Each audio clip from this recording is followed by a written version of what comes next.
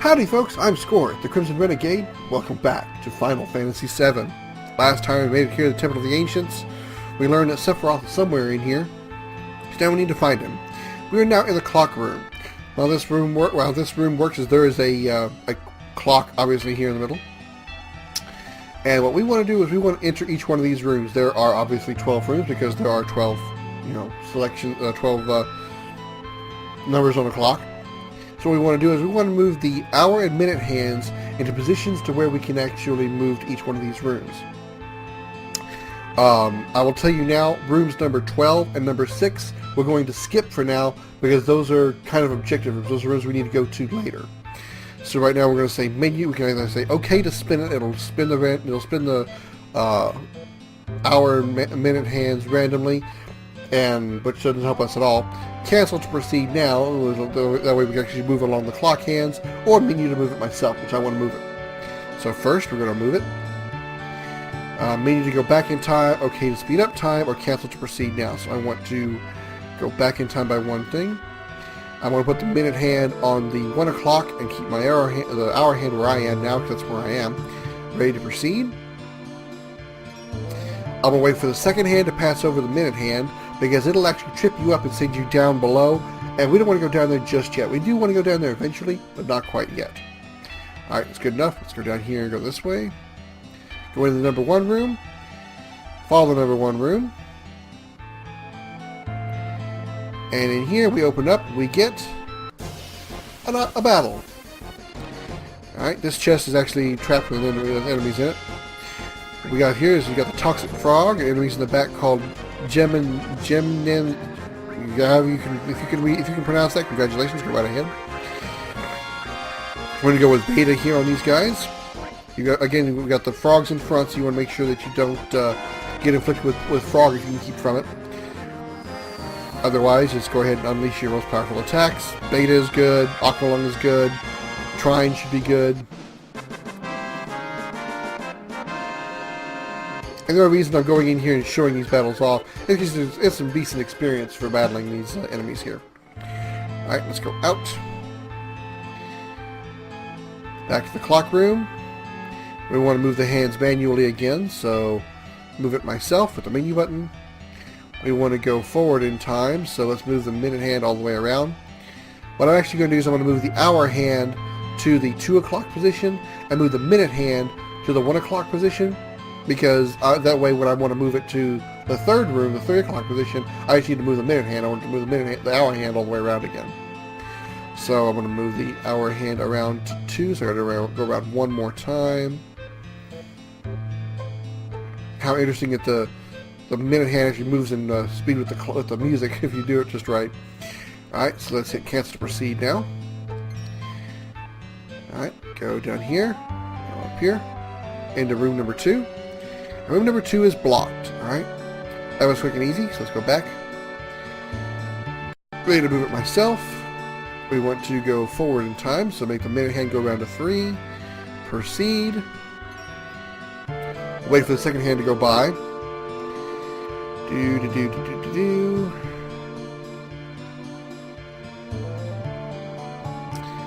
Alright, that should be good enough. Alright, down here.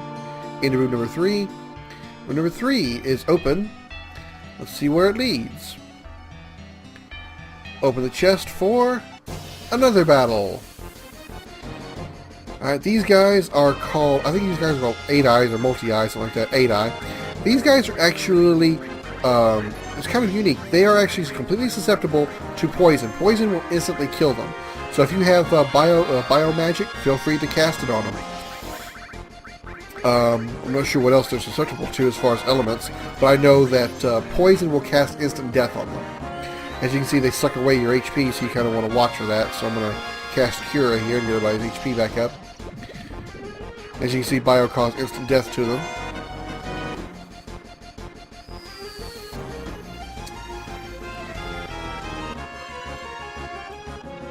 Alright, let's use Finishing Touch here to show this off.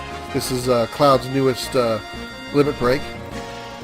Finishing Touch is actually an ejection skill. If the enemy can be ejected, which most enemies can with the exception of bosses, he'll actually just throw his sword up in the air. I think it's also a wind elemental attack as well. So if they can't be erased by, there you go, by like I said, instant death attack. If they can't be killed by instant death, usually they'll at least take damage from the wind, and they'll come back and eventually fall to the ground. They'll take damage from that. So I think it's a wind elemental attack and nothing else. All right, that's all there is there.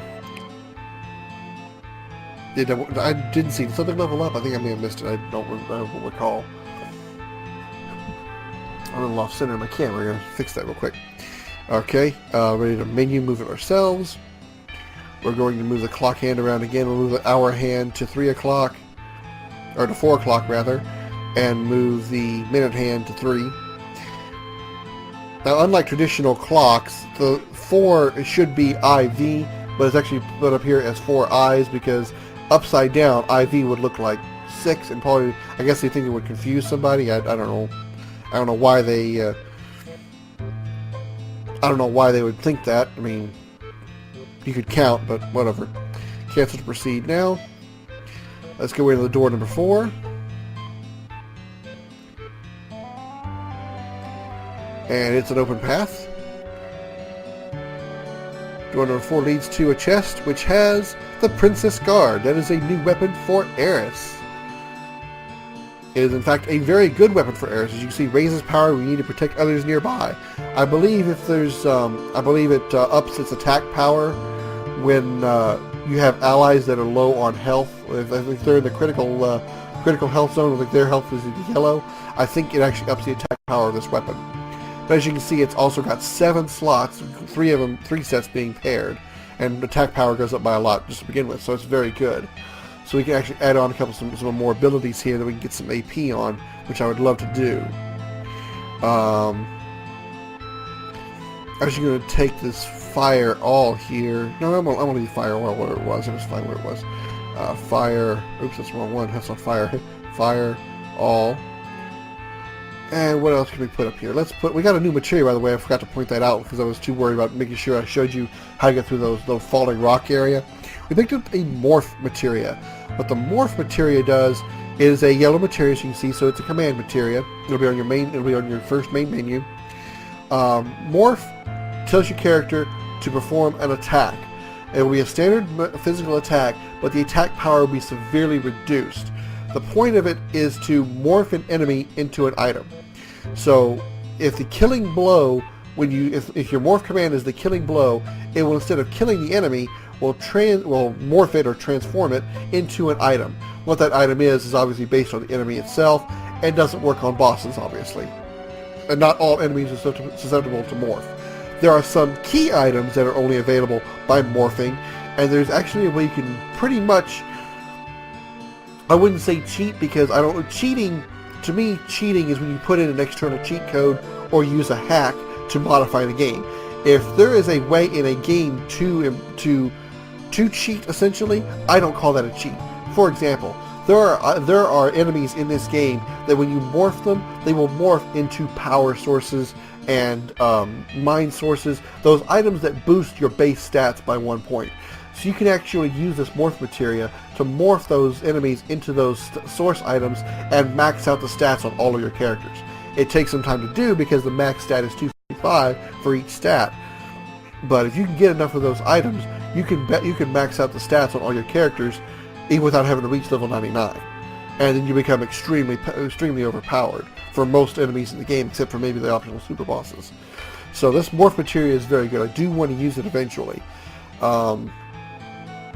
As you can see, it's only got 2 stars, so all it is a command. It doesn't improve the morph chances or anything like that. Like I said, the attack power that you deliver is severely cut down. There's only one weapon in this game that isn't affected by that, and I'll explain that item when I get to it. So I'm not really worried about using morph right now. I will be using it eventually to get one of those key items that I was referring to.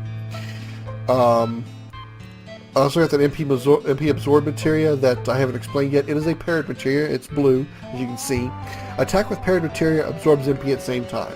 So what that means is when you pair this MP absorb to a magic materia, I think it even worked with summon materia as well, you will actually get MP back when you use that ability. So say we put a fire and pair it with this MP absorb. When you cast any fire skill, that character will receive some MP back from it. So that's kind of a nice ability to have.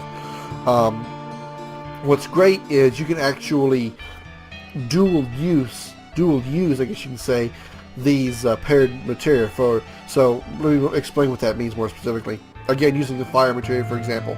Let's say I have the fire materia equipped up here, right here on Eris. It's got fire all, so she can cast fire on all enemies. Right? I've already explained that. If you were to take another fire materia and pair it with MP absorb, not only will you be able to cast fire on all enemies, you'll also get MP back because it's essentially doubling the command. So you'll be able to actually use both those paired abilities on a single skill, which is actually a very nice little addition to the game, which is it really is nice. As far as the spare 3 slots, I don't really think there's anything I want to actually equip right now. There's nothing in here I really care about having. I don't think independent materia actually give any gil when you level them up. But just in case they do, I guess since I have the slots, I'll put the luck plus on here.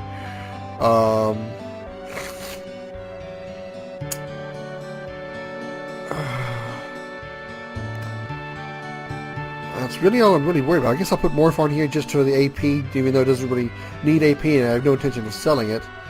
And then I can put Death Blow on here as well, just so in case she has a limit break and I don't want to use a magic, I can just do a physical attack, I guess. Actually, better options. I'm gonna put these all materials on here, just so that those all materials will get AP. That's a better idea. I think the amount of the MP absorbed, it doesn't have like a. As you can see, it's only got 2 stars. So I don't think by improving its level, it's going to increase the amount of MP you get back. It's always a same kind of base percentage of how much MP the enemy has. And it's not anywhere near as powerful as the Magic Hammer, by the way. So I think that's what I'm going to do. I'm going to go ahead and put the Luck Plus and these 2 all materials on here, strictly just for the AP growth. And this Luck Plus just so I can sell it later. There's really no other need for any of those slots, so I'm good as is. So, all right. Itchy nose. All right, let me heal up Eris real quick. She's a little low on health. High potion, X potion. Let me use X potion on heat on her and Cloud. Okay. Give it Ether to Tifa. Okay. All right. We're ready to move on. Let's go back down here. I'm sorry, that cat just doesn't know how to shut up. All right. Back in the clock room. We're ready to move it myself. Let's move the hand forward again to 5 o'clock. We're ready to move on. Let's go in here and go down in the 5 o'clock room. In the 5 o'clock room, we're out here again. Open this up, and we get a ribbon. Ribbon is a very good accessory. It's only one of I think 4 ribbons available in the game. I think, if that many. What it does is it prevents all status ailments. I'll go ahead and show you up here real quick. Probably the only accessory that protects us from status ailments that I would actually use. Protects against all abnormal status. Now, that's still kind of vague and somewhat inaccurate. Protects against all abnormal status, specifically status ailments. I believe it doesn't prevent slow or stop, but it prevents, I believe, poison, silence, berserk, confusion. It doesn't prevent instant death. And like I said, I don't think it prevents slow and stop. So it's not truly all status ailments. But most of the ones that are major hindrance, like I said, berserk, confusion, poison, silence, usually those are the ones that ribbon protects you from.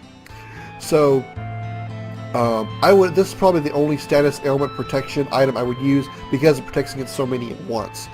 Vitality plus 10, strength plus 10. I think I'm going to go ahead and put it on Eris and give her the ribbon. So that'll actually expand our defense against status ailments. Because remember, we already have poison paired with added effect on Cloud's armor to prevent him from being poisoned. Well, now we have ribbon on Eris, which prevent her from getting multiple status ailments.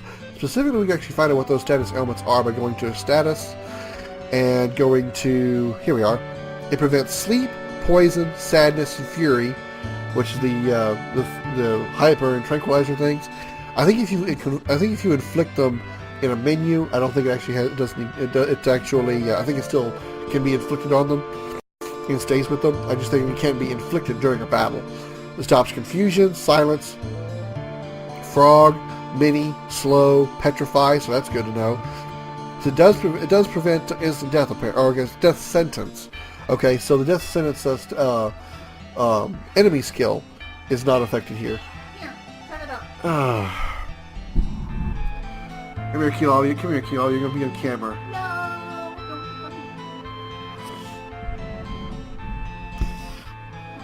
Berserk, Paralyzation, and Darkness. So as you can see, all those status elements there, that's what Ribbon prevents. So as you can see, it doesn't stop. It doesn't prevent slow and stop, like I said. It doesn't prevent instant death, as I said. So, Ribbon, as you can see, is very good. It stops a lot of status elements. So that's probably the only accessory that prevents status elements that I would use. We can go back in now. We're back at the clock again. We're going to go ahead and move it again. This time we're going to go ahead and go past 6 because we know we got 6. Like I said, 6 is an objective. We don't want to go there yet. Spin the clock around. I want to move the hour hand to 7, the minute hand to 5. And we'll go into the 7 o'clock room. Or I just call it room number 7. Alright, cancel, proceed. I'm going to wait for the second hand to go by here because I don't want to trip on it just yet. Alright, that should be good enough. I can get by without tripping on it. If I hurry, there we go. Alright. Alright, there we go. And in this room, open up this chest for a Trumpet Shell. That is a new weapon for Kate Sith, which again, I don't care about. If I ever put him in the party or he gets in the party, I may equip it. Otherwise, I probably don't care. Alright, let's move it again manually. Okay, I want to put the... Oh, I want to go back one. Go back in time. There we go. Nope, back in time. There we go. Okay. Going to the 7 room, or the 8 room now.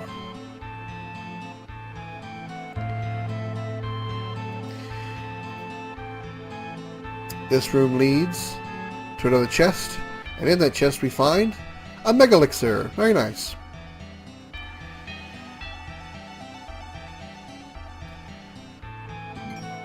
Alright, we're going to move the clock again, manually. Spin it all the way around. Again, we're going to put the hour hand on 9 and minute hand on 8.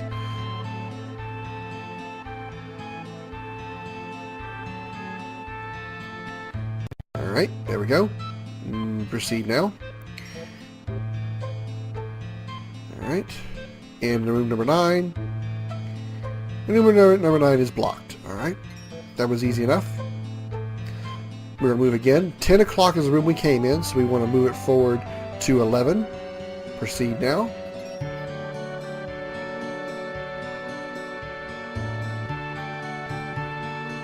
And 11 is blocked. Okay, so we've seen all the rooms that we want to see. Now what we want to do is we want to move it ourselves. We are ready to go to the 6 o'clock room, so we are going to go... so Beth has to go back in time, so we're going to go back in time. Actually, no, we need to go forward in time, because we can move the hour hand to 11 o'clock. So we're going to move the hour hand over to 11.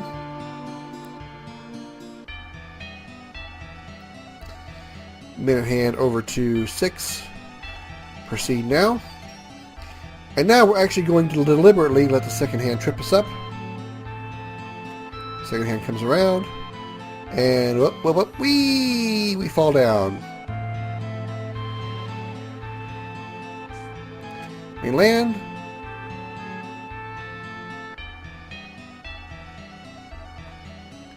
I forgot to equip a certain materia. Oh well. And here we go. We find a couple of these guys. I think these are like the Arc Dragons from Mithril Mines, but they're different. These guys are actually called Ancient Dragons. They're kind of powerful. So we're going to cast Regen on us to get some healing going here. Actually, we're going to use Eris's Limit Breaker since we have the opportunity. Great Gospel. There we go. While that's casting, We're going to set up enemy skills here. Get ready to use enemy skills.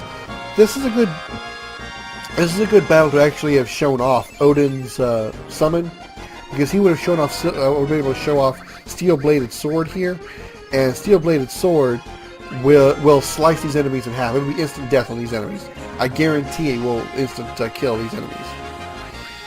All right, let's. I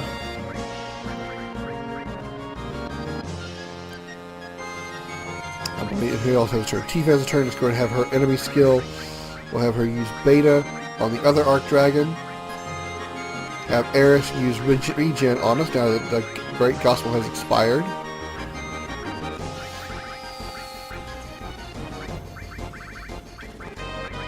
And I'll go ahead and throw down a big guard as well.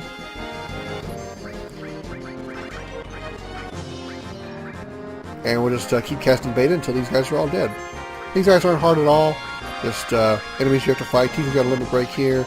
Not her turn, so we'll just by Raga, the other Arc Dragon, or Ancient Dragon rather.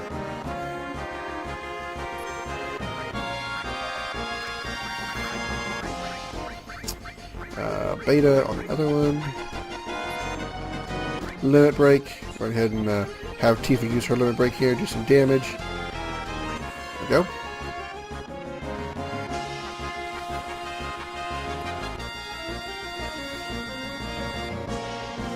Still kind of wish I had equipped the Odin material so I could have shown off the steel-bladed sword and how easy it works. That one's dead. Only one enemy left. Use Beta, continue using Beta. And there we go.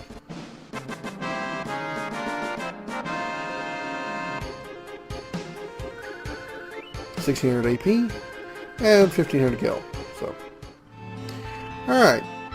Now we open this chest here, and we get a nail bat. That is a new weapon for Cloud. Again, it is another no AP growth, no slots. So, again, another weapon to be used for the Solar Materia side quest.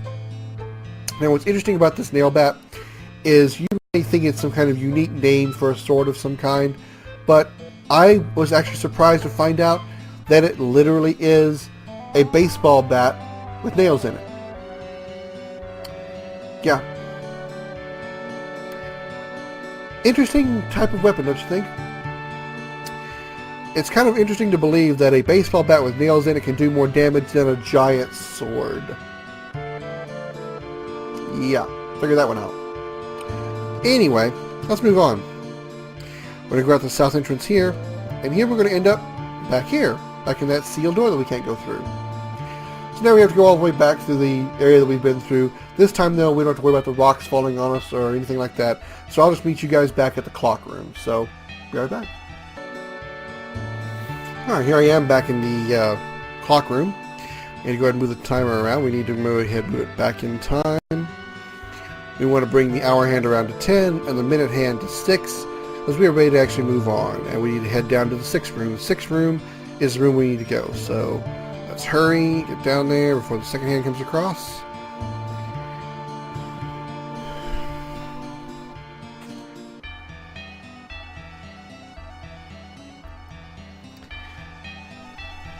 Now we have another puzzle to solve.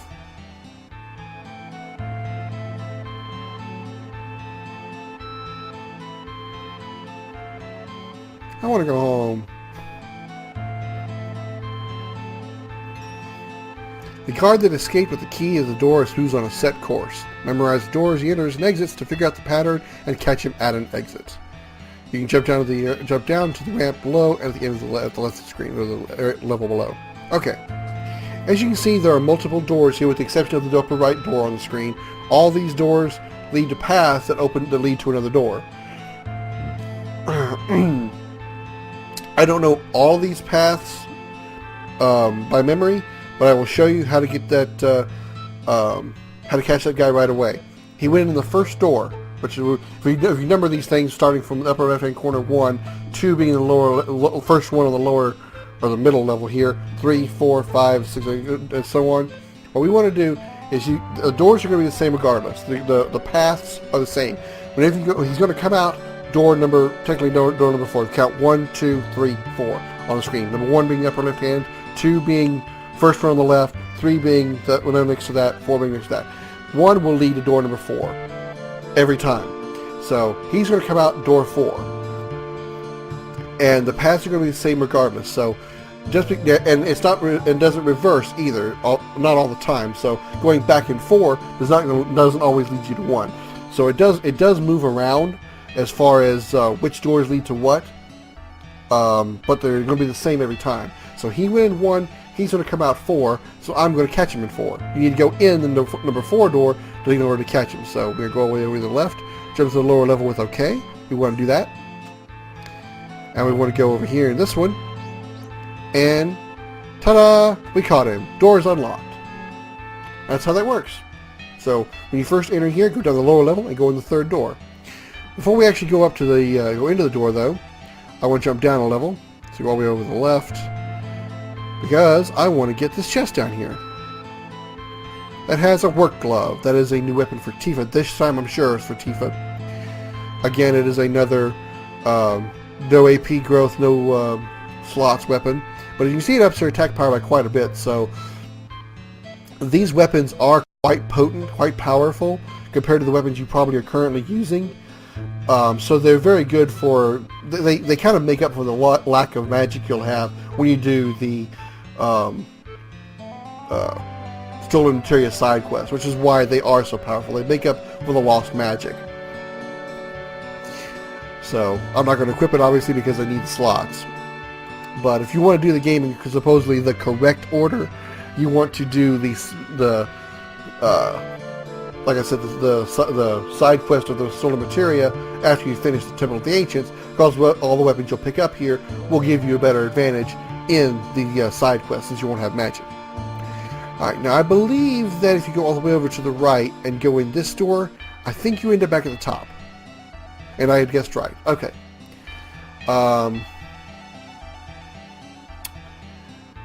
We'll use him as he is a save point, so we're going to go ahead and go down 1 floor. Go over to him and talk to him. I'm going to rest and save. Once again, be right back. Alright, I'm all saved up. And we're going to I'm going to go ahead and go back down to the lower level. Okay, jump down here. Go into the door on this side. Back up to the top. There we are. And we're going to head into this door here in the next episode of Final Fantasy VII. What we're going to see in there? Sephiroth, Genova, some more Turks. Who knows? Find out next time. Don't forget to like and subscribe, and check out the links at the end of this video for more of my videos, and thanks so much for watching. I'm Scoryth, the Crimson Renegade, and I'll see you later.